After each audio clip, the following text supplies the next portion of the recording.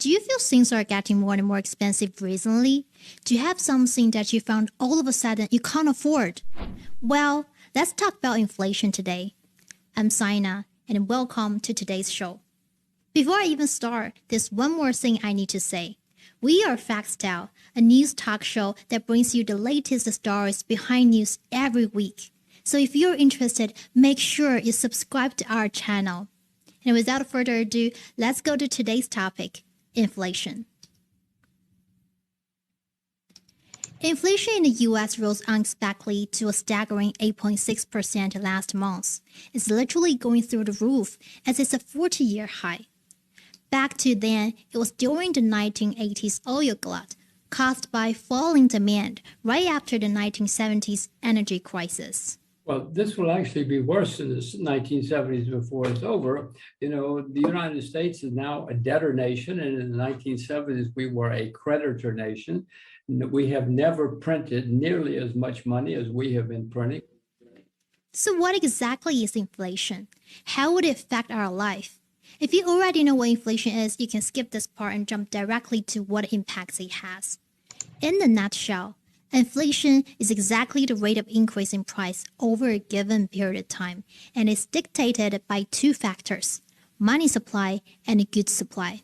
When goods supply become less and everything else stays the same, or when money suddenly increases and the goods stays the same, there will be increase in prices.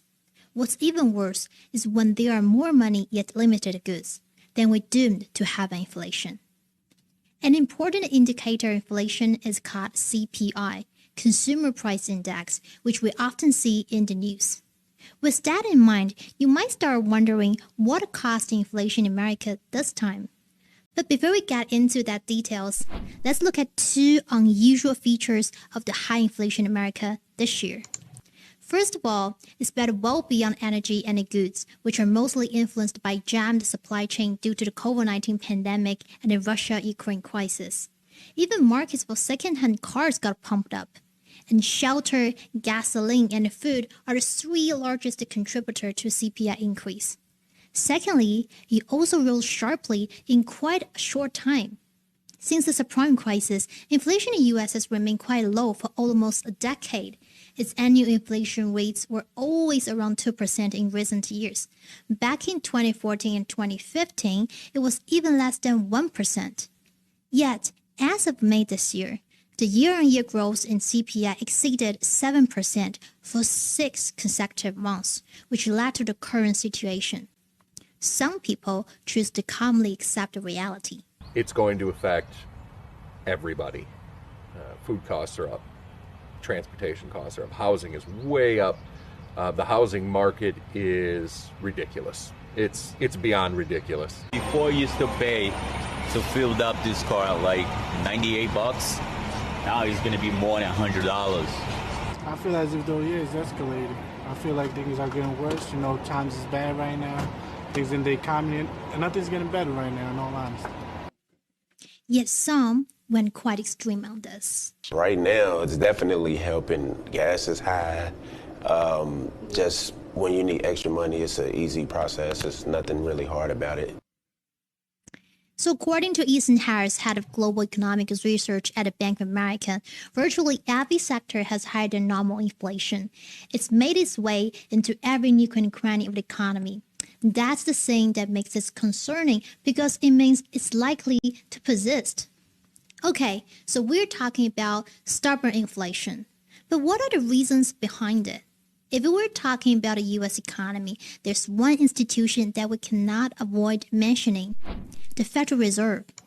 At the height of financial crisis in 2008, the Fed embarked on an unprecedented and experimental path to power America's economy, the so-called ZIRP policy, or zero interest rate policy. It's really about Fed creating easy money for the market by holding the short-term interest rates near zero. And this policy continued for a number of years. When facing the COVID-19 pandemic, the Federal Reserve adopted an extremely loose monetary policy, resulted in a flood of liquidity. In March 2020, the Fed made emergency rate cuts, bringing its benchmark interest rates down to 0 to 0.25%. It first announced a $700 billion US dollars quantitative easing program. Yet 1 week later, this QE program was made unlimited. I don't want to bombard you with all these jargons and terminologies. All you need to know is that within 2 years, from the end of February 2020 to the end of March 2022, the total assets of the Federal Reserve expanded from 4.2 trillion to nearly 9 trillion US dollars. The thing is, no country could double its industry production capacity within 2 years, but the Fed doubled its balance sheet. Along with ZERP for the past decade, all of these created a huge problem, or should we say an incubator, a liquidity basis for high inflation. Let's go to the second reason, the American Rescue Plan. It is the $1.9 trillion stimulus bill Democrats passed in March last year. It may become U.S. President Joe Biden's biggest achievement. This massive spending law, including 1,400 checks for each person in a family, great expansion of unemployment insurance and child tax credit benefits, also has hundreds of billions of dollars in aid to state and local governments. The intention of this bill was fantastic. It was to help people, which it did to some extent. The only problem is that a lot of people who got the money weren't the desperate ones, and this giant amount of money, 1.9 trillion US dollars, was spent too quickly. Like this.